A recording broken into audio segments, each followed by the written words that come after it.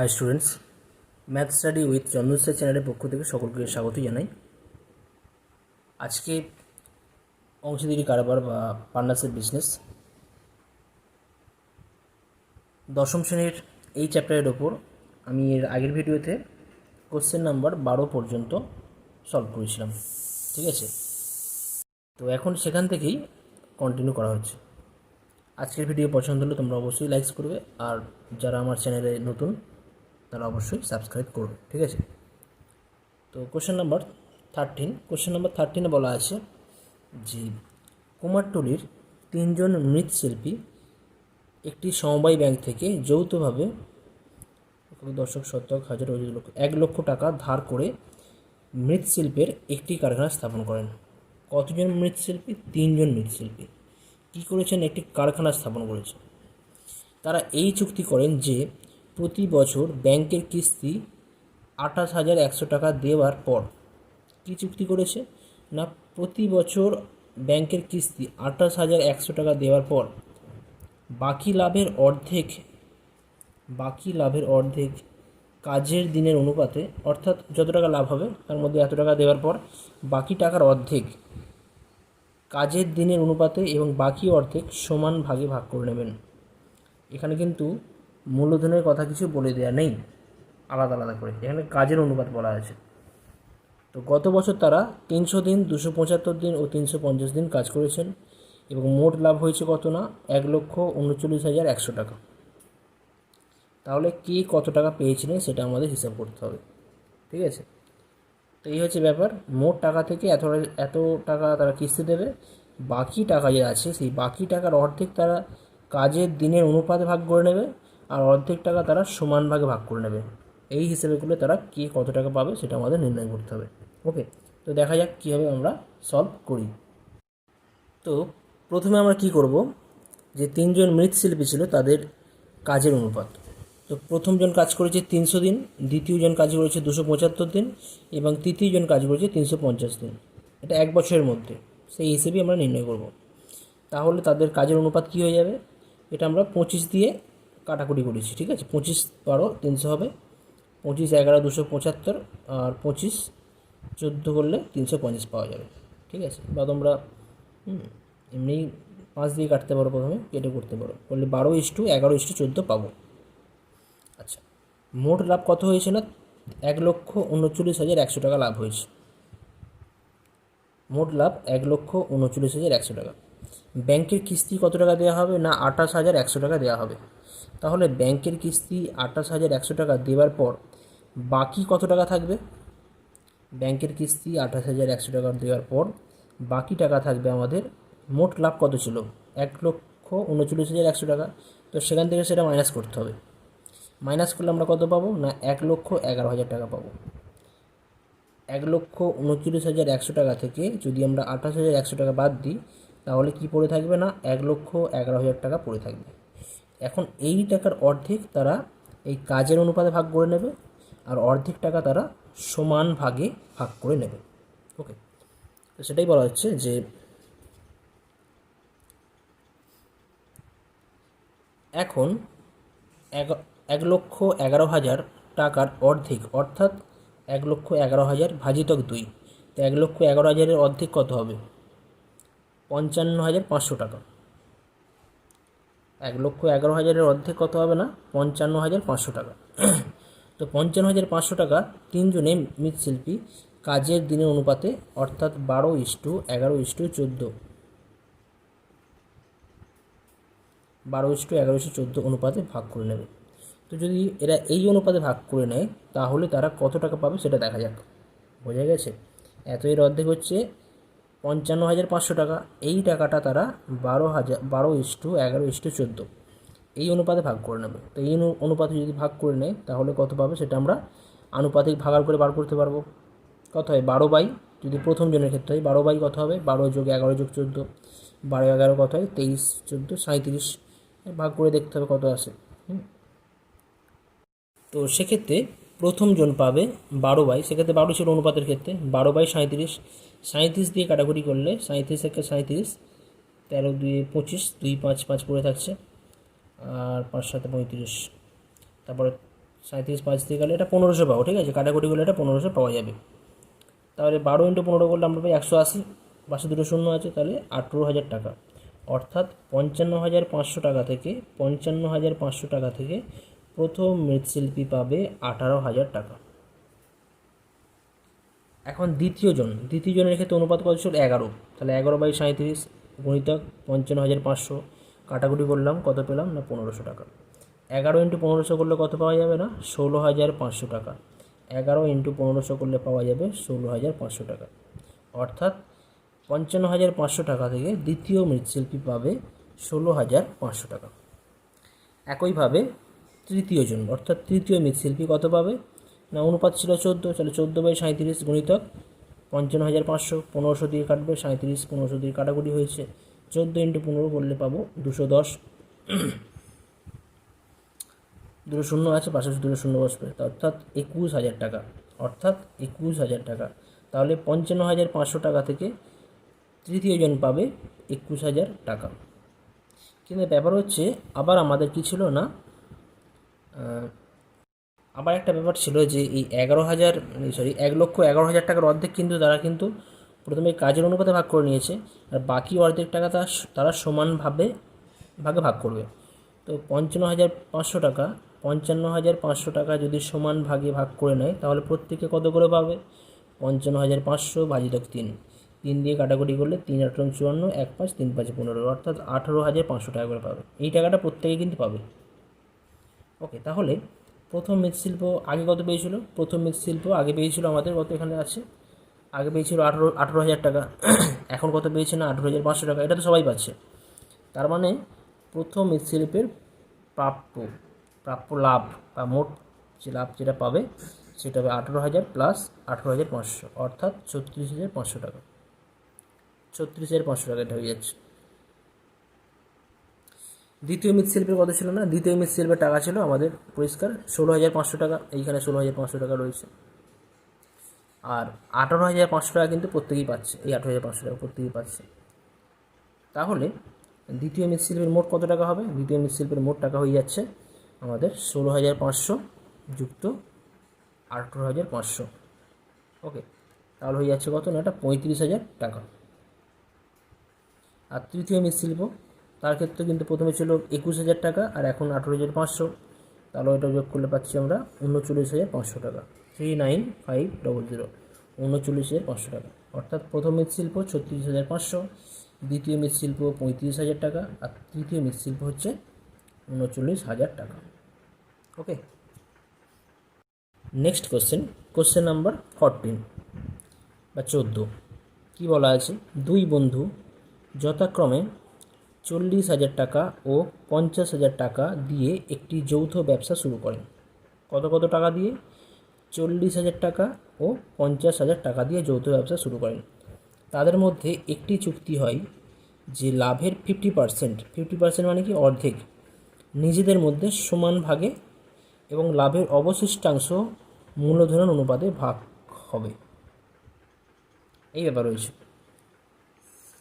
তো প্রথম বন্ধুর লভ্যাংশের পরিমাণ যদি দ্বিতীয় বন্ধুর লভ্যাংশ অপেক্ষা 800 টাকা কম হয় তবে প্রথম বন্ধুর লভ্যাংশ কত ছিল? এখানে কিন্তু টোটাল লাভ কিন্তু বলে দেওয়া নেই, ঠিক আছে, কিন্তু একটা কন্ডিশন দেওয়া আছে যে প্রথম বন্ধুর যে লাভের পরিমাণ যদি দ্বিতীয় বন্ধুর লভ্যাংশ অপেক্ষা 800 টাকা কম হয়, মানে দ্বিতীয় বন্ধুর বেশি, 800 টাকা বেশি আর কি, তবে প্রথম বন্ধুর লভ্যাংশের পরিমাণ কত ছিল এটা আমাদের নির্ণয় করতে হবে। এখানে আবারও বলছি যে টোটাল লাভ কিন্তু এখানে দেওয়া নেই, সেটা আমাদের বার করতে হবে, ঠিক আছে। তো দেখা যাক কীভাবে করা যায়। তো যেহেতু বলা ছিল যে প্রথম বন্ধুর লভ্যাংশের পরিমাণ দ্বিতীয় বন্ধুর লভ্যাংশের চেয়ে 800 টাকা কম, তাই আমরা প্রথমে কি করে নেব না, দ্বিতীয় বন্ধুর লভ্যাংশ আমরা এখানে x টাকা ধরে নেব সুবিধার জন্য। তাহলে প্রথম বন্ধুর লভ্যাংশ কত হবে না x - 800 টাকা, দ্বিতীয় বন্ধুর লভ্যাংশ এত, আর প্রথম বন্ধুর লভ্যাংশ এত টাকা। তাহলে এখন মোট লাভ কত? মোট লাভটা আমাদের বার করা দরকার ছিল, মোট লাভ পেয়ে গেলাম। দ্বিতীয় বন্ধু আর প্রথম বন্ধু যোগ করলেই তো মোট লাভ পাবো, অর্থাৎ x + x 2x - 800, অর্থাৎ মোট লাভ কত হয়ে যাচ্ছে না 2x - 800 টাকা। ওকে, আচ্ছা, এখন দুই বন্ধুর মূলধন অনুপাত আমরা নির্ণয় করব। প্রথম বন্ধু কত টাকা ইনভেস্ট করেছে, না 40,000 টাকা। দ্বিতীয় বন্ধু কত টাকা ইনভেস্ট করেছে, 50,000 টাকা। তাহলে তাদের অনুপাত কত হবে, না 4:, কেটে গেলে এগুলো 4:5। আচ্ছা, মোট লাভের 50%। মোট লাভ কত, 2x - 800। 50% মানে কত, অর্ধেক। 50/100 করেছি, মানে 1/2। এবার 2 দিয়ে কাটাকুটি করলে 2 দিয়ে কেটে যাচ্ছে, আর একটা 2 দিয়ে কাটলে এটা কত হবে, 400। তাহলে x - 400 টাকা পড়ে থাকবে। x - 400 টাকা এখানে পড়ে থাকছে। মোট লাভের অর্ধেক বলতে গেলে পাচ্ছি আমরা কত, না বা 50% হচ্ছে x - 400 টাকা। দুই বন্ধু সমান ভাগে ভাগ করে নিলে প্রত্যেকে পাবে, অর্থাৎ এত টাকা কিন্তু বলেছিল যে তারা প্রত্যেকে সমান ভাগে ভাগ করে নেবে, আর বাকি অর্ধেক টাকা তারা মূলধন অনুপাতে ভাগ করে নেবে। তো এত টাকা যদি প্রত্যেকে সমান ভাগে ভাগ করে নেয়, তাহলে দুই বন্ধুর প্রত্যেকে পাবে কত, না x - 400/2। কাটাকুটি ভাগ করলে x/2 - 200 টাকা। ক্লিয়ার? আচ্ছা, আবার বাকি আমাদের এই টাকা, বাকি x - 400, বাকি অর্ধেক টাকা। মোট টাকা তো আমাদের এইটা 2x - 800, কিন্তু এর অর্ধেক কত হয়ে যাচ্ছে, না x - 400। বাকি অর্ধেক টাকা মূলধন অনুপাতে ভাগ করে নেবে। আবার অর্থাৎ x - 400 টাকা 4:5 অনুপাতে ভাগ করে নিলে দ্বিতীয় বন্ধুর প্রাপ্য টাকা কত হবে। অনুপাত কত ছিল আমাদের, অনুপাত ছিল 4:5, তাহলে 5/9 ইন্টু x - 400। এটা দ্বিতীয় বন্ধুর প্রাপ্য টাকা। ওকে। আচ্ছা, এবার প্রত্যেক বন্ধু কিন্তু এই টাকাটা পাই, এই টাকাটা প্রত্যেকে পাই। আবার দ্বিতীয় বন্ধুর প্রাপ্য টাকা হয়েছে এই অনুপাত হিসেবে করলে এইটা, তার মানে এইটা প্লাস এইটা, এইটা প্লাস এইটা করলে আমরা টোটাল কত পাবো, এটা প্লাস এটা করলে কিন্তু সেটা আমাদের কিন্তু দ্বিতীয় বন্ধুর যে মোট টাকা, দ্বিতীয় বন্ধুর মোট টাকা কত ছিল, না x টাকা ছিল, আমরা প্রথমে ধরে নিয়েছিলাম মোট লভ্যাংশ। অর্থাৎ এইটা, এটা তো প্রত্যেকেই পাচ্ছে, তৃতীয় বন্ধুও পাবে, আর দ্বিতীয় বন্ধুর অনুপাত হিসেবে করলে এই টাকাটা পাওয়া যাচ্ছে। ঠিক আছে, তাহলে দ্বিতীয় বন্ধুর মোট লাভ কত হবে, অতএব দ্বিতীয় বন্ধুর মোট লাভ হয়ে যাচ্ছে আমাদের x/2, যেটা বার করেছিলাম আগে, এইটা প্লাস 5/9 ইন্টু x - 400।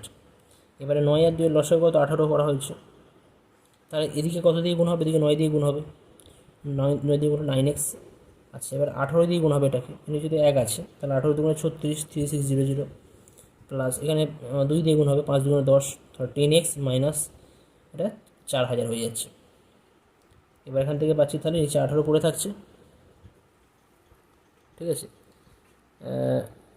নিচে 18, আর 9x প্লাস 10x করলে পাবো কত, 19x, 19x মাইনাস 3600 আর 4000, তাহলে হয়ে যাচ্ছে এটা 7600 টাকা। 19x মাইনাস 7000, এটা পাচ্ছি 7600, 19x মাইনাস 7600 টাকা বাই 18। আবার কিন্তু আমরা কিন্তু প্রথমেই ধরে নিয়েছিলাম, অঙ্কটা প্রথমে কী ধরেছিলাম, না দ্বিতীয় বন্ধুর মোট লাভ ধরে নিয়েছিলাম x টাকা, অর্থাৎ এর ভ্যালুটা কিন্তু x এর সাথে সমান। তাহলে শর্ত অনুসারে কী লেখা হবে, 19x মাইনাস 7600/18 = x। ঠিক আছে, তাহলে 19x মাইনাস 7600 = 18 দিয়ে গুণ করলে 18x পাবো। এবার যদি এদিকে আমরা আনি, তাহলে এখান থেকে যদি আমরা ক্যালকুলেশন করি, তাহলে এখান থেকে পরিষ্কার x এর মান পেয়ে যাব 19x মাইনাস 18x = 7600। তাহলে x এর ভ্যালু হয়ে যাচ্ছে 7600। অর্থাৎ এখান থেকে আমরা বলতে পারি যে দ্বিতীয় বন্ধুর লাভ ছিল 7600 টাকা, এবং প্রথম বন্ধুর লাভ হবে কত, না প্রথম বন্ধুর লাভ x - 800, তাহলে হবে 7600 বিয়োগ 800, তাহলে হয়ে যাবে এটা 6800 টাকা।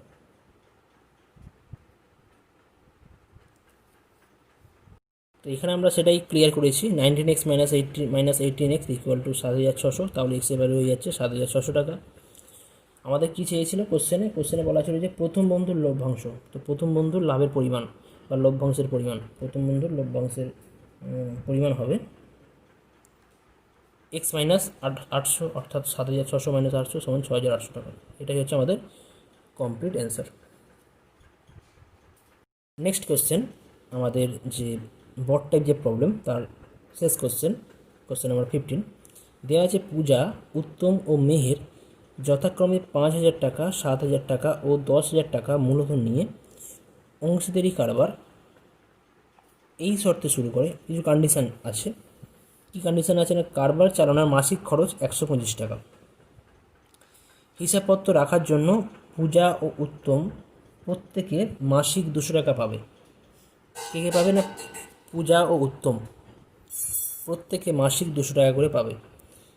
আচ্ছা, বছরের শেষে 6,960 টাকা লাভ হলে তা থেকে কে কত টাকা পাবে সেটা আমাদের হিসেব করতে হবে।